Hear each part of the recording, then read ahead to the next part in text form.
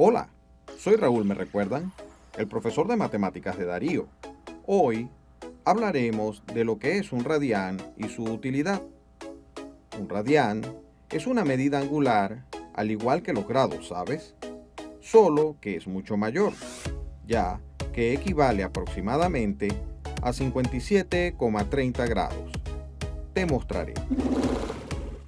Si tenemos una circunferencia, esta tiene una amplitud total de 360 grados. Desde luego, esta es una visión, una forma de medir los ángulos que se conoce como grados sexagesimales y que es, quizás, la más utilizada dentro y fuera de la ingeniería. Observa esta circunferencia. La distancia entre el centro y cualquier punto del perímetro es una constante y se llama radio.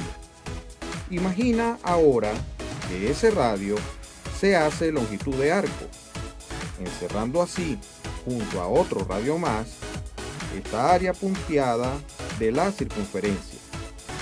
El ángulo central de este dibujo es un radián y, como ya mencionamos, equivale a 57,30 grados aproximadamente. En media circunferencia, el radio está contenido 3,14 veces aproximadamente. Para ser exactos, está contenido pi veces, pero como pi es un número irracional y tiene infinitos decimales no periódicos, podemos aproximarlo a 3,14. Por lo tanto, decimos que la abertura de 180 grados equivale a pi radianes y que la circunferencia completa tiene 360 grados, lo que equivale a 2 pi radianes. A continuación, debo advertirte que debes ser cuidadoso al trabajar con las calculadoras, pues debes definir la forma en que ingresarás los datos para hacer tus cálculos. Si vas a medir los ángulos en radianes, en la parte superior de la pantalla debe aparecer RAD o simplemente una R. Si vas a medir los ángulos en grados, la calculadora debe indicar una D o DEG en la parte superior de la pantalla. Esto por ser la forma abreviada de la palabra inglesa degrees, que significa grados.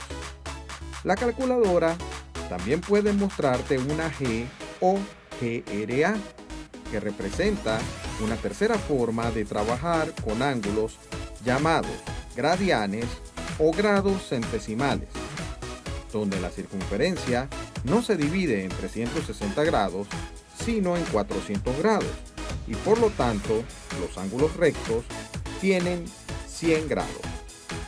Esta es quizás la menos popular de las formas de trabajar, pero existe y debemos evitar que nuestra calculadora esté configurada en un sistema diferente al previsto por nosotros para realizar cálculos angulares. Por ahora es todo. Darío no tarda en llegar y debo chequear su calculadora para que no se confunda al hacer sus cálculos, ¿saben? Hasta la próxima.